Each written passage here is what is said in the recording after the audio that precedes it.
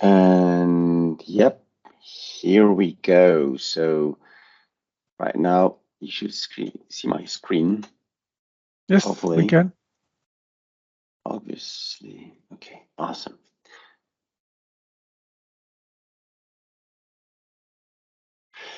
All right, so. Hello everyone. So as Michal said, we are now switching to English. Well, I hope it's not a problem for our Polish audience. If it is, then well, you can easily find me on many social platforms, social media platforms, and I can gladly help you to understand. I mean, well, show you all this content in Polish. But anyways, welcome to Global Power Platform Bootcamp that we held in our Polish community zone or sphere. I'm really happy that I see so many names that I already recognize and that there are so many people here. And I'll be talking today about the ALM fundamentals that we have in Power Platform. I am not going to touch DevOps since this is not really anyhow my area of expertise or even deep understanding. I'm just, as I mentioned before, I'm just looking at hands of a developer who is setting that DevOps company I'm working with. Anyhow, my name is Tomasz Poszytek from Warsaw in Poland. I am Microsoft Business Applications MVP, and I'm working with Office 365 for years. Previously, I mean, before Office 365, it was SharePoint. And then ever since Power Platform started to emerge from the Microsoft Cloud, I started to adopt it. And recently, the product I'm working the most with is Cloud Flows and Desktop Flows. And anyhow, I find myself um, focused mostly on processes, let it be business processes or technical processes, but that's the area that I'm working with the most intensively. So first to analyze the process and then to implement it or digitalize what is existing. I'm as well sharing content on social media, on Twitter, on my blog post, and as well on my YouTube channel. So if you'd like to connect with me, then you can navigate to aka.ms/Poszytek, which is like the single URL that contains or that displays all the links to all the social media platforms that I'm present, and you can simply go there and connect with me. So I highly encourage you to do so. All right. So all that's interesting. Okay. So anyhow, the title was what is ALM? That's weird. Oh, all the titles are. You know what? I'll show you the presentation on my desktop, not on that virtual machine. No idea what happened here, but it's odd.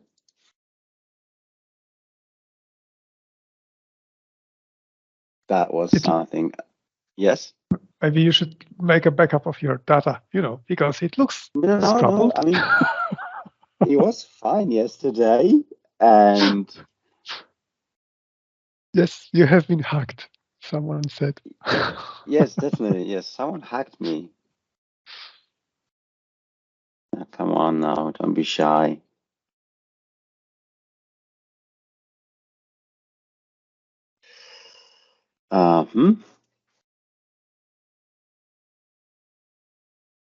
That should be the presentation, and I hope that it contains only the characters I typed in yesterday. Come on, fingers crossed. So far, so good. What about the other slides?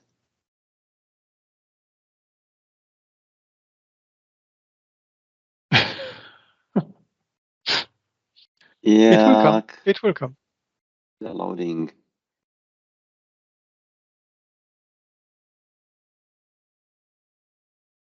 Come on.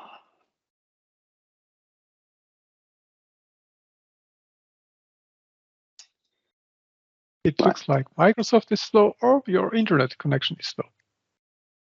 Okay, no, this is all working. So it's definitely somehow related to the fact that on the virtual machine, I mean, maybe don't have that font installed.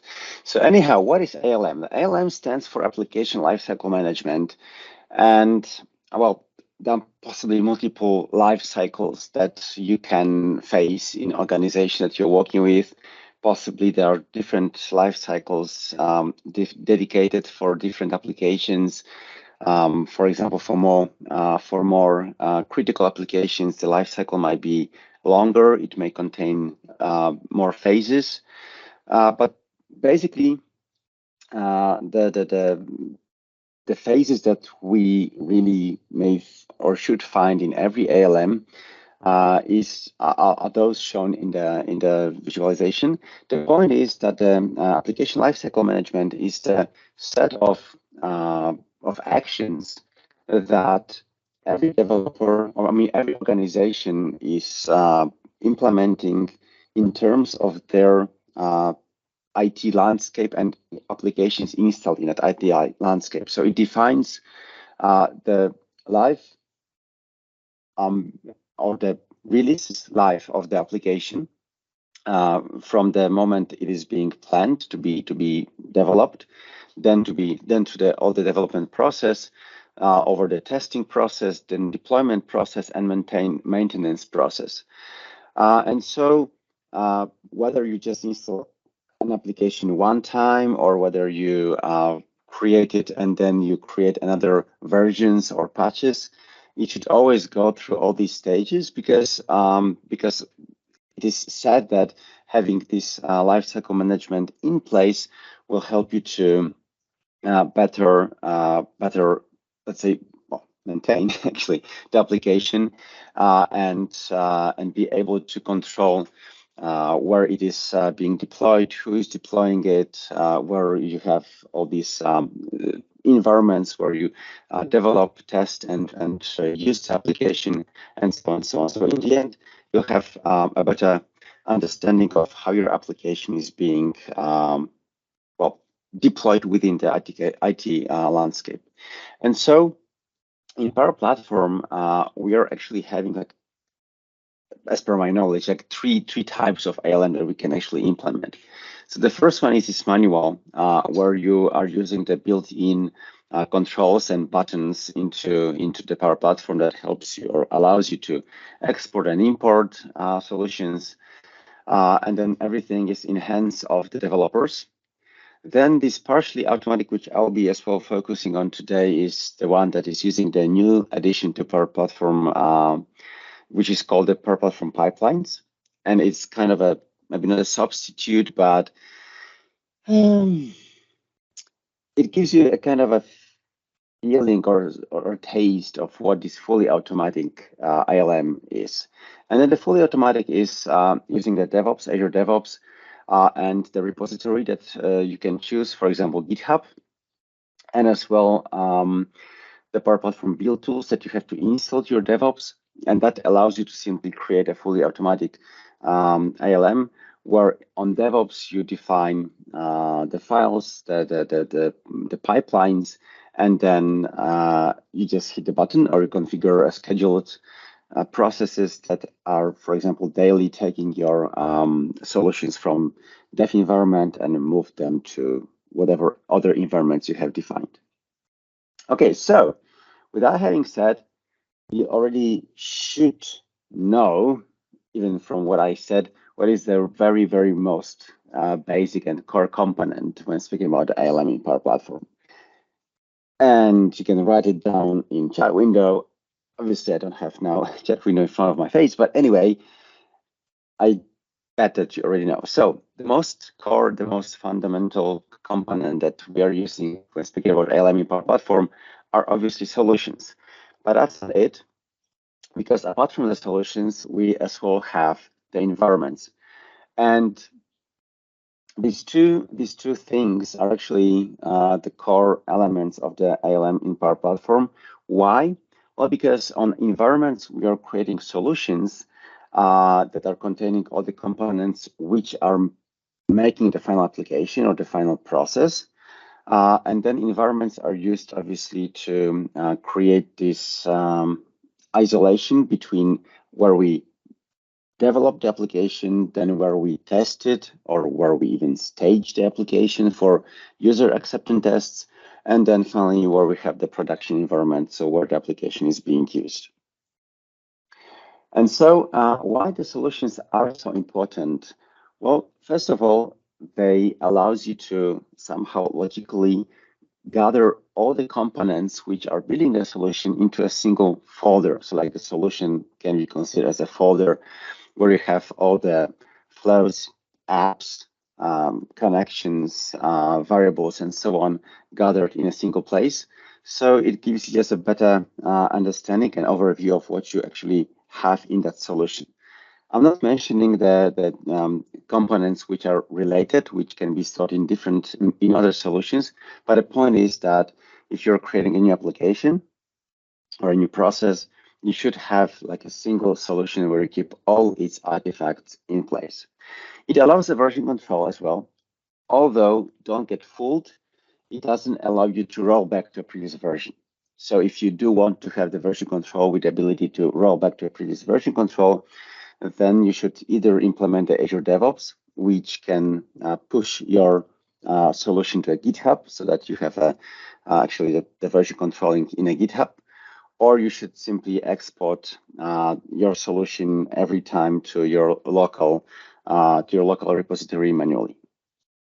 It as well allows to export the solution. I mean, the solution can be exported into unmanaged or managed versions.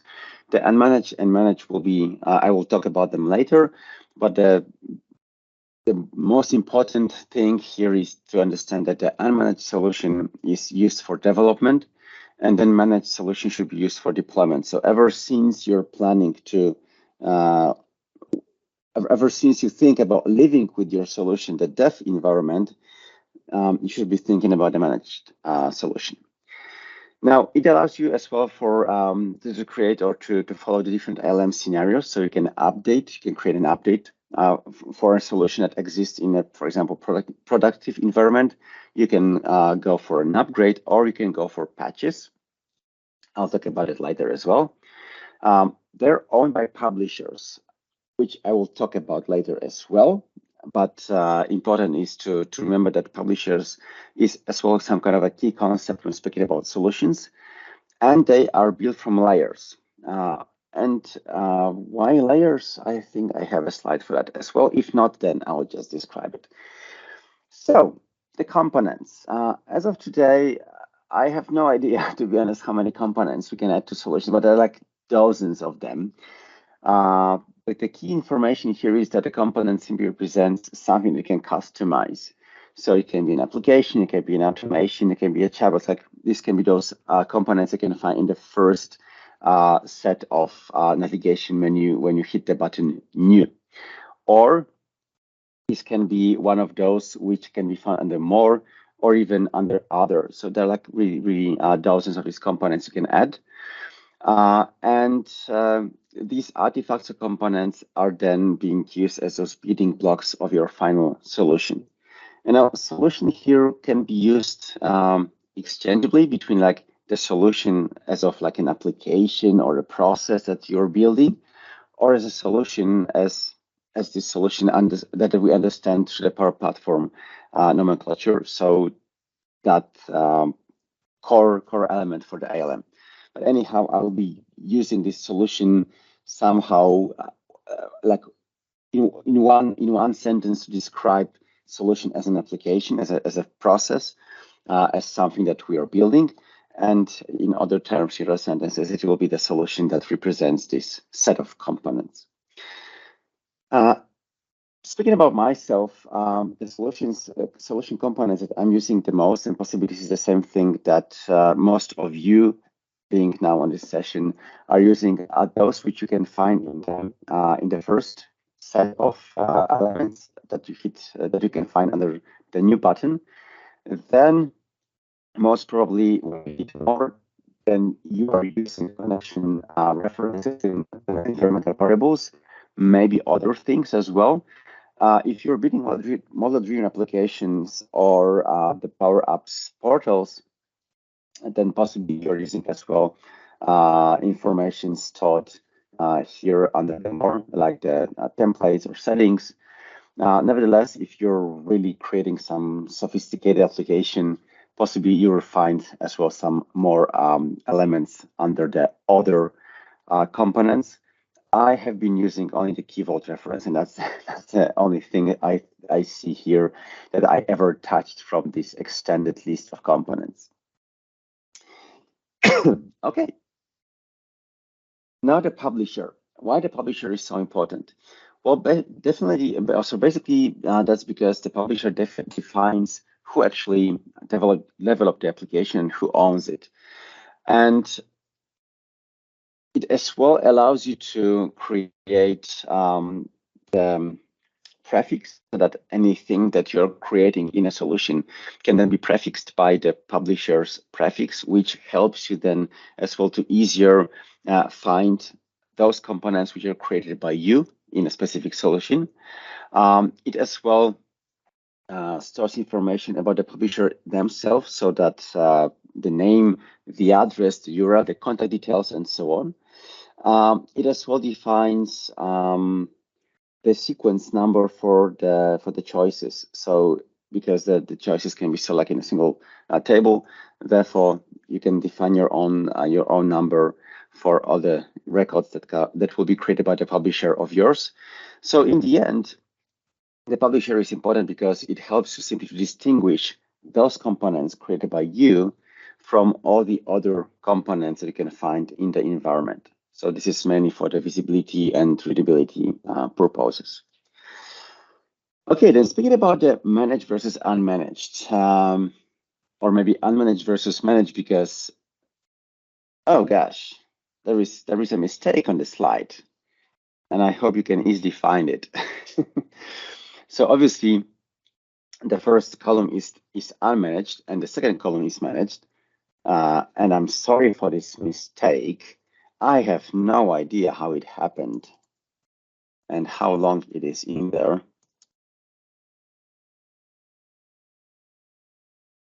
Okay, now it's correct. So as I mentioned before, the unmanaged solution is solely used for the development, and you shouldn't really use a managed solution for the deployment to other environments unless you're, for example, copying your solution over a different development environment, or that you're using that unmanaged solution to import it into the file repository or the code repository like GitHub. So only in those under those circumstances, in those scenarios, you can or you should be thinking about using unmanaged solution. In every other scenario where you're thinking about deployment to a test environment or to deployment to other environments, where you want to be somehow assured that users are not going to mess around with your content, they won't change it, they won't break it, you should be using managed solutions. So unmanaged are meant for the development. They can be exported and then exported both as unmanaged or managed. And as well, they should be, as I told you, should be considered as a backup files stored in code repositories. Now the managed, they can be exported. So once you import or deploy the managed solution to an environment, you simply can't export it. You only can upgrade it or update it or patch it. Its components can't be edited directly. Some components can't be edited at all. Other can be edited. For example, cloud flows can be edited when you open the details page. You can still navigate and edit cloud flow, even if it's in managed solution. Although such behavior, such action will create this so-called unmanaged layer inside your managed solution. So in a scenario, in case that you would like then to deploy a new version of your solution, this unmanaged layer will mess with your deployment, and you should simply delete it before you really create or import a new version of your solution. And as well, the solutions are having these managed properties. So before you export a solution as managed, you can as well select what actions a user will be able to do with the managed solution once it is deployed. And this is all stored under the managed properties. There are different managed properties per component that you have in a solution. So you will be able to see that once you're adding like new components, for example, a model-driven application, then tables, the number of managed properties can simply grow. Okay.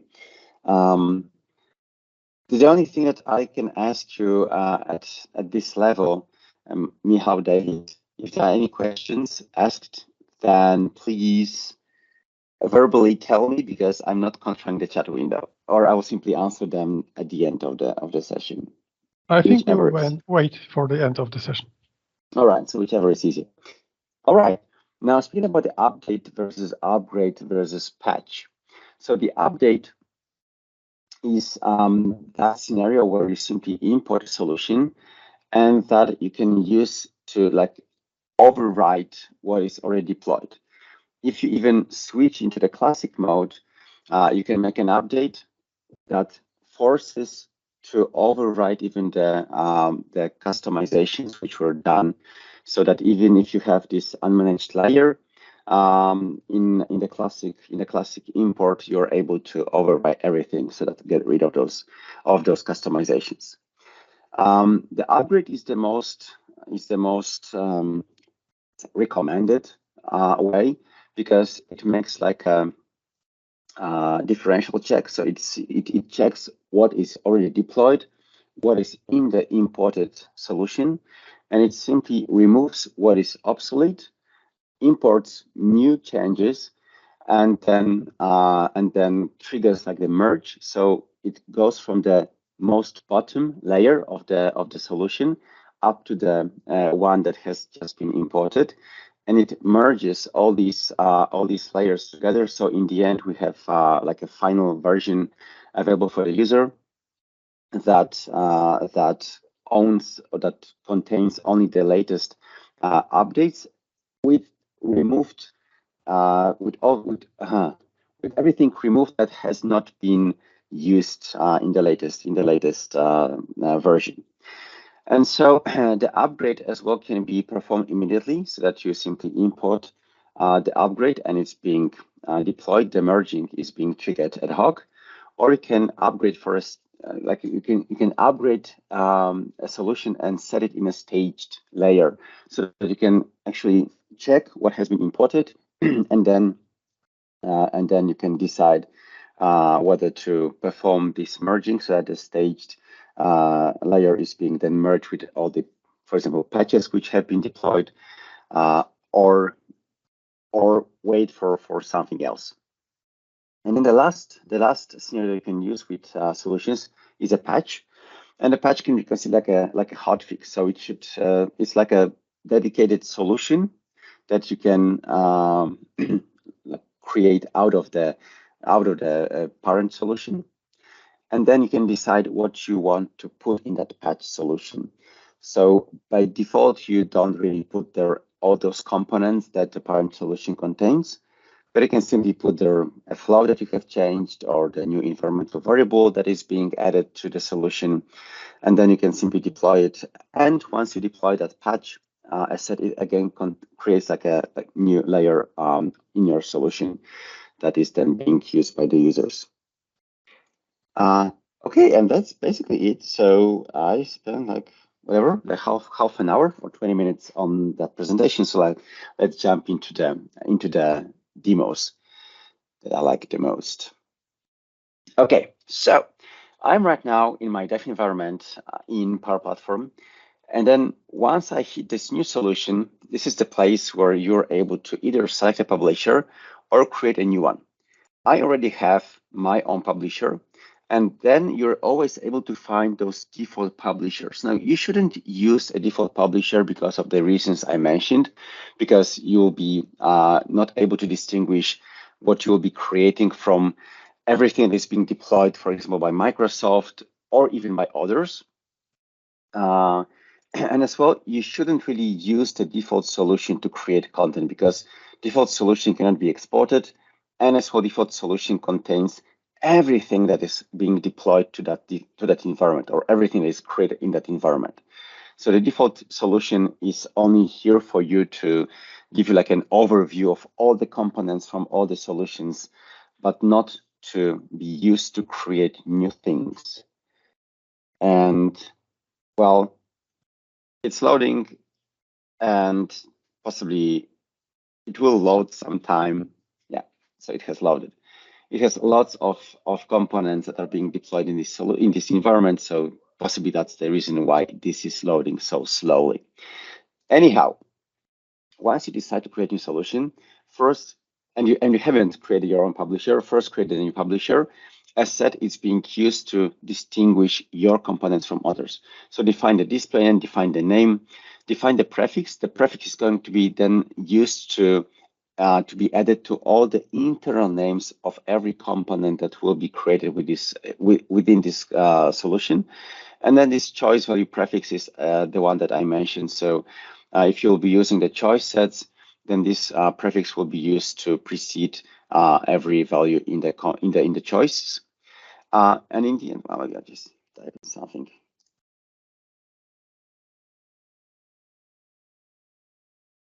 Right.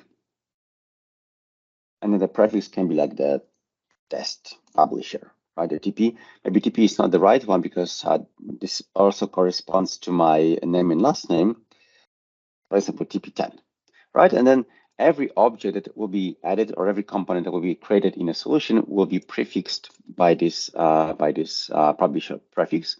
And then at the contact, you can as well define the contact information to you. So if, for example, you're developing a solution for your customer and you are doing that on your environment, and then you deploy it to your customer's environment, they will as well be able to find here this contact information to you, even after your cooperation is terminated.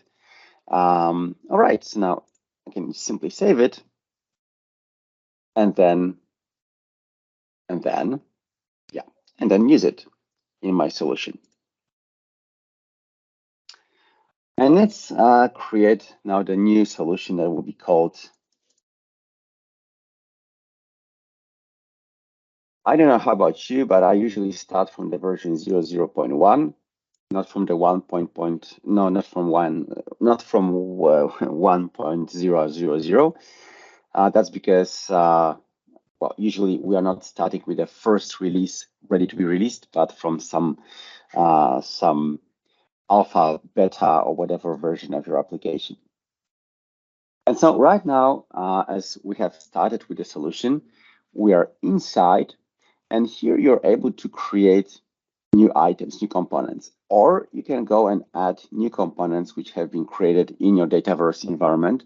Oh, one important thing obviously is that you should, or you must have a Dataverse database in the environment where you want to create solutions. So you don't have Dataverse Dataverse database in your environment, you are not going to be able to create solutions. So I will start from creation of the connection reference, just to tell you what is the connection reference. So speaking about the solutions, we are trying to create something which is actually environment related. And by that, we are not creating connections. So like when you're creating a Cloudflow under the make.powerautomate.com, therefore, you'll be using like a direct connection, right? So once you navigate to a Cloudflow designer and you're adding an action, for example, to send an Outlook email, then you have to authenticate this action against your account. So it will be using your account's credentials, or your account's context to actually send this email. And then if you want to use solutions, that the purpose is that we are going to move this solution from that environment to test prod environments. So we don't want to have this connection to be fixed, always using your context as a developer, but we want this connection to be related to the specific environment. So assuming that on the testing environment, you will be using like a test account, on a protein environment, you'll be using a prod account. We want to have these connections to be parameterized. And to help us achieve that, we're having the connection references. So with that, you don't really use a fixed connection, but you're using the reference to a connection which is created in the environment where the solution is deployed. Also, when you're creating a connection reference, you will see that it will be preceded by your publisher's prefix, and you're able to as well define how this name is going to look like. So what I'm always trying to follow is that the connection references are using this is postfix plus because I as well want to create the connection references related to a specific solution. Therefore, I'm trying as well to add additional prefix for the every component I'm adding, so that I know that this component is coming from the ALM solution and that it's Outlook connection. And then, it was Outlook.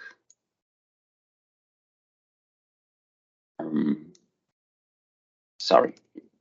Anyone knows what is the connection? What is the connector name? It's like the Outlook, Microsoft Outlook, I think. Microsoft email? Gosh, where is it?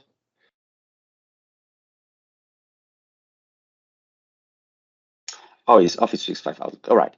So this actually tells, for example, the Cloudflow, which is going to be using this connection reference, that on this environment, you should be using a connector authenticated by that account.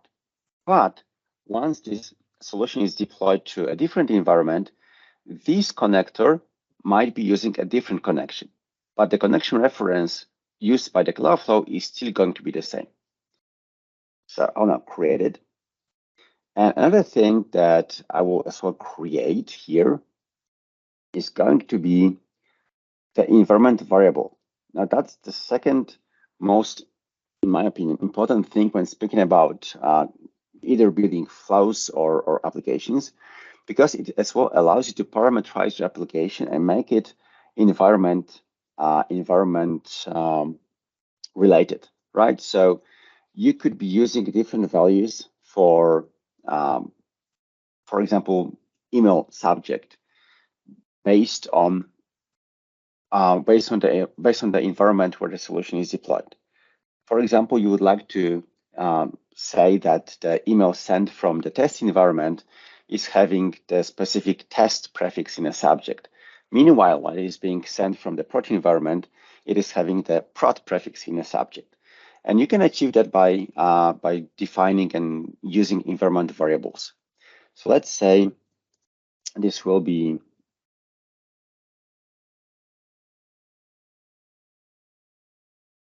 the variable that actually contains information what environment I am on.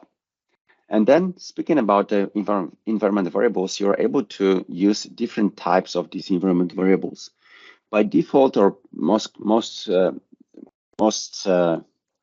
often, you'll be using the text or JSON or decimal number, so the three first ones, because they simply allows you to define the value ad hoc without the need to really configure anything else. Meanwhile, if you like to use like the data source, then you have to select what kind of a connector you'd like to use. And then the data source allows you to as well parameterize a connection to a specific data type or database in your environment. As of today, there are like 3 available, but it's even more than it was like half a year ago, where we only had SharePoint. So speaking about SharePoint, you're able to parameterize lists and sites that you're querying. And that is very useful when speaking about, again, moving your solution between environments where you can have, again, a different sites used for testing and for production purposes. So here you will be able to simply define different connections to different SharePoint lists and sites, depending on which environment this solution is deployed to. I will now focus on the text. Oh, and the last one, the secret one, allows you to define the environment variable that is able to retrieve data from the Azure Key Vault. However, to do that, you have to as well follow the steps to configure the Power Platform and let it query the Azure Key Vault of your choice. It's very well described in the documentation. I will not focus on that right now because we are not speaking about the environment variables so purely. All right, so I'll define the current value. The difference between the default value and the current value is possibly very easy to acknowledge. So default value is the one that will always be used if the current value is not defined. Okay, so now I'm just creating this environment variable, and very fast I'll as well create a Cloudflow that is using both the action, so it will be using both the connection variable, connection reference, and the environmental variable, if only it's created. All right, so very fast, the Cloudflow, it will be instant.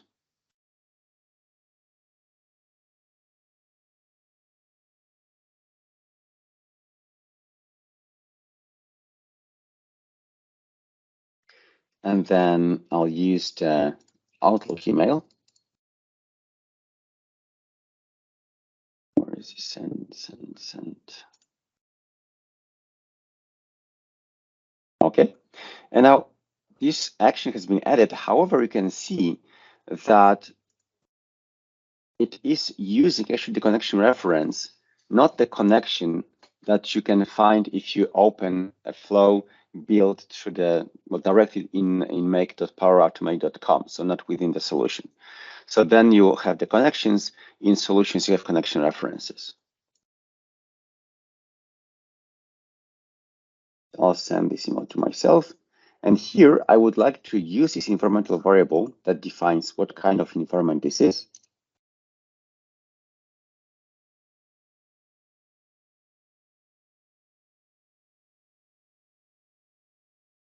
Right, so right now, if I send this mail or if I trigger this Cloudflow, it will send me an email containing def test mail sent. So that would be the outcome of this email.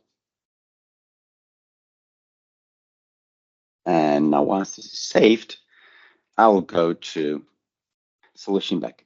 Okay, so now once we are ready with the solution, we are then able to run the solution checker that will check if all the required components are in place, if there are no errors in the solution, if it can be if it can be securely exported or safely exported. And then what I can do with this solution is I can export it, and here I am able to either export it as the managed or unmanaged, right? And I can as well do cloning. And then I can clone a solution, which will simply create a new final version. It's like 1.0, 2.0, and so on. Or I can clone a patch. And then cloning a patch actually creates this sub-solution, this child solution that you can use to only export and then import those things that actually have been added to the parent solution. So I'll use, I'll not use a clone solution. I wanted to use the export. And then I'll export it as a managed.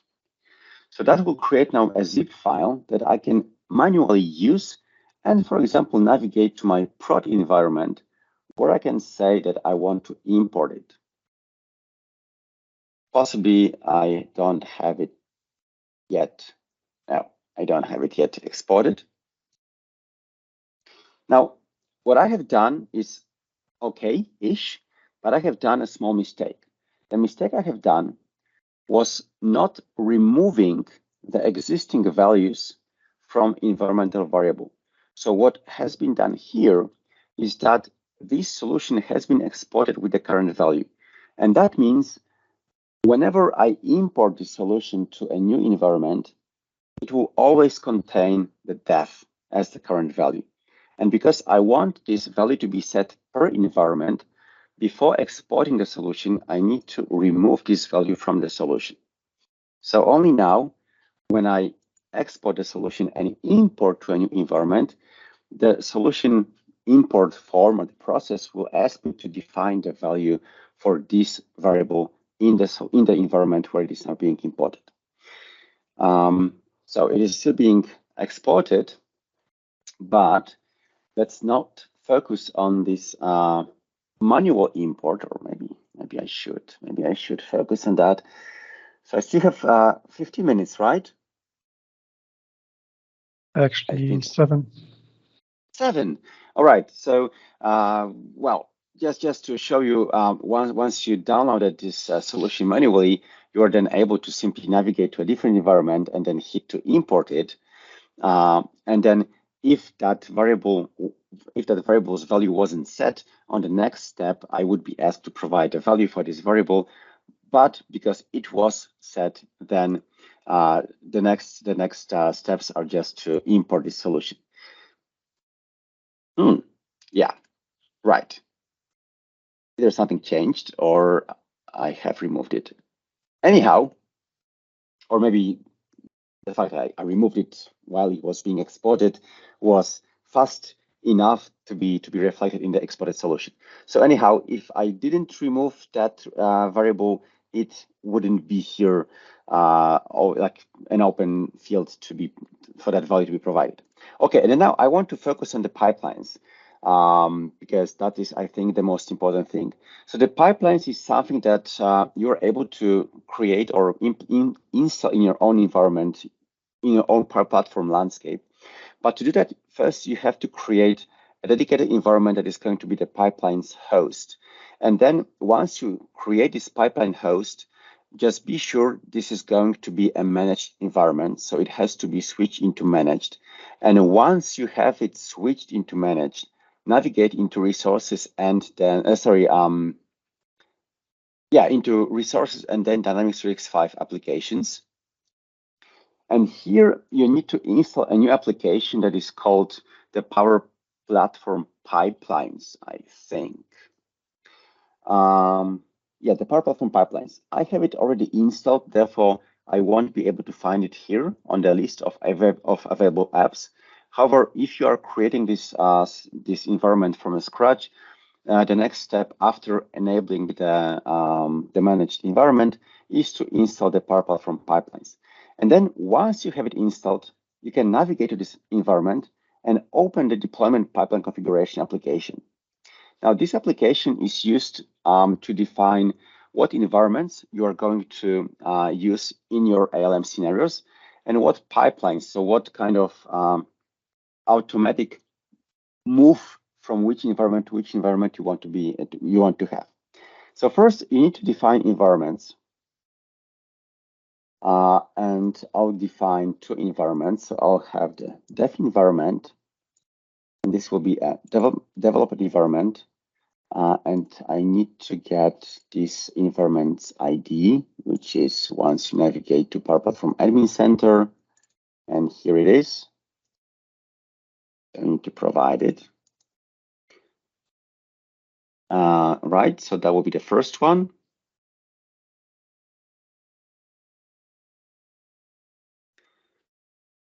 Now it's pending, so it's being validated. As of now, the pipelines only work in the same region. So if you're creating, if your environments are from different regions, then you unfortunately won't be able to create a pipeline. In my case, all the dev and prod are in Europe, and in the same region is the pipeline host.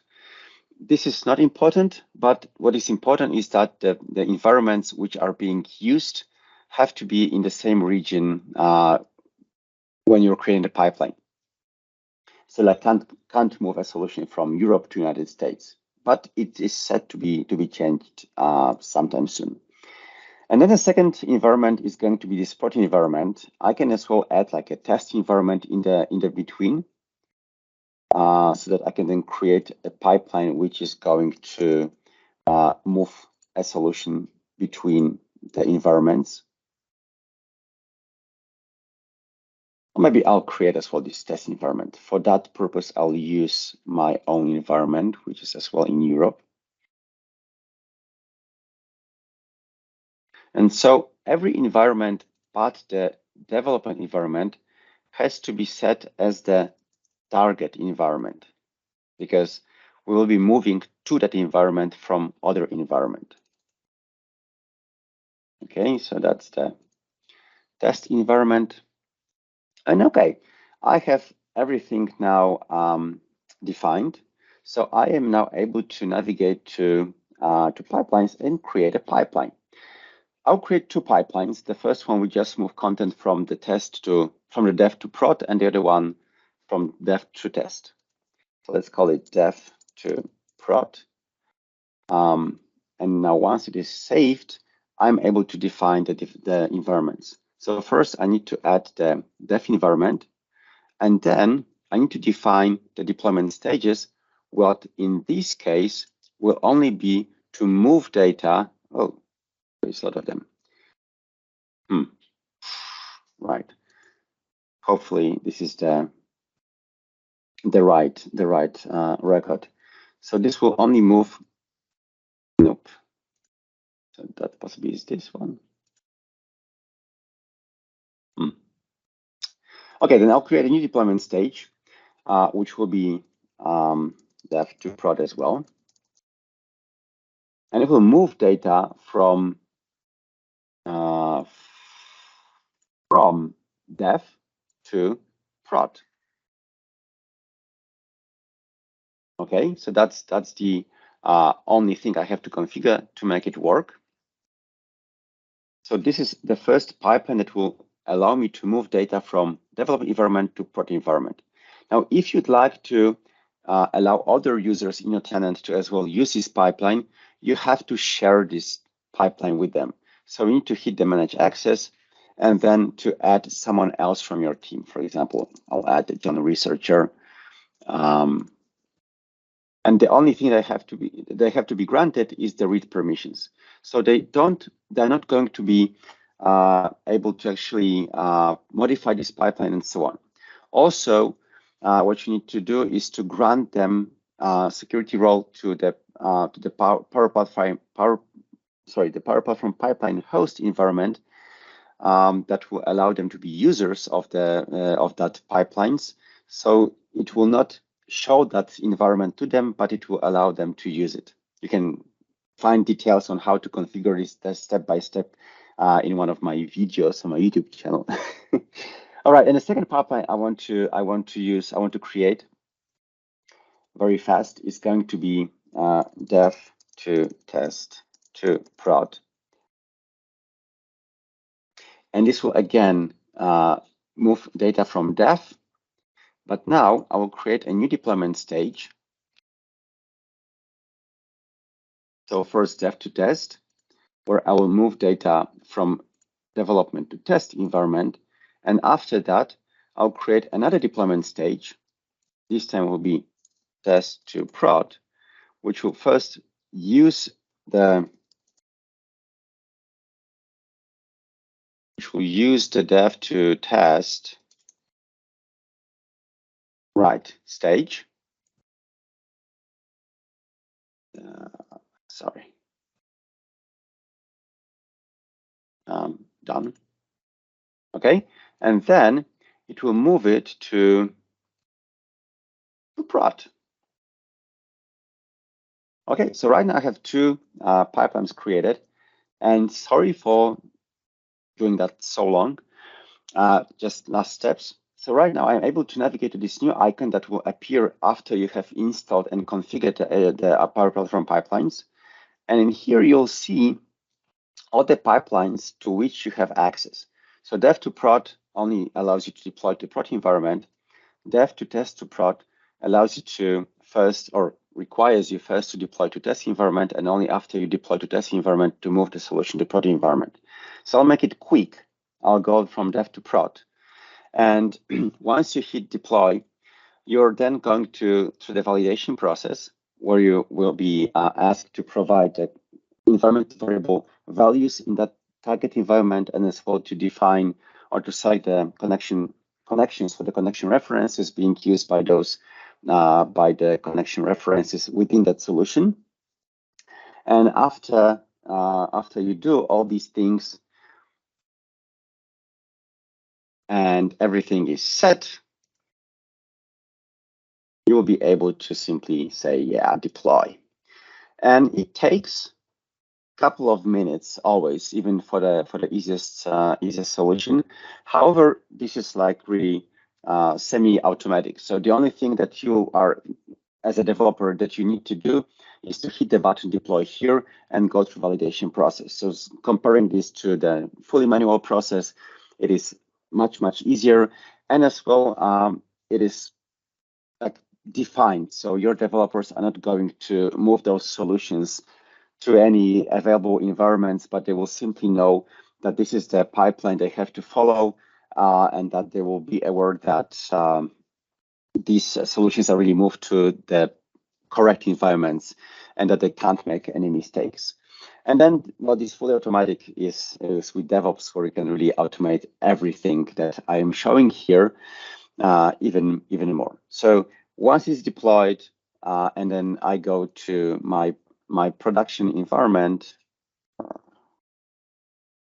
here, it will simply appear, but it takes minutes. Meanwhile, as this is happening, you can navigate to the application, into the dashboard, and to see how your pipelines are performing. So you're able to see how many runs of specific pipelines have there been so far, what is the run history. So in a moment, I mean, right now I see that there is one deployment started and is, well, just being now happening. And after some time, it will end. All right. So I'll just switch back to presentation for this last minute. And I'll go back to questions, but I just wanted to point out that we are organizing this event in Warsaw on 13th of May. And if you'd like to join us in Warsaw in person, like all the organizers will be there, and possibly and hopefully most of the speakers that you've met today will be there as well. And yeah, we'll be meeting in Warsaw, Poland, in Microsoft headquarters, and it's free of charge, and you will be served good food and really a lot of fascinating topics and content around Power Platform and Dynamics possibly as well. So join us and register using that URL. And yes, as Michael said, you're able to win this 2-day pass for the European Power Platform Conference in Dublin this year, which is a really good place to meet. There's going to be as well lots of interesting content, lots of known speakers, and lots of ways to interact and exchange your knowledge and just take part in conferences, raffles, and lots of swag is there as well. So just scan the QR code and take part in the raffle. And yeah, thank you to all of us, and thank you to you for spending the last hour with me, or 45 minutes, 50 minutes, whatever. And so now it's the right time for the questions. So I'll just jump back to the questions. Yeah, we don't have enough time for questions because we are already past 6 minutes past. But anyway, I have one question. What are you doing in March, 16th of March, which is Thursday? Myself. Yes, I will tell you. You will join us in Gdańsk in person, because we will have a workshop about Power Platform, ALM. Awesome. And it would be nice, to connect your forces together with David and do it live, because 16? You didn't. 16th of March. It's already booked in your calendar. Don't worry. Yes, we'll talk about it. Yeah. So good. So there is a lot of questions, interesting questions for you waiting in the chat. So feel free to jump into the chat. I'll go through them and try to answer to every single one of them. Yes, and in respect of time, we need to switch to another presenters and another session, which is automatic appointment of service technician using Power Virtual Agent.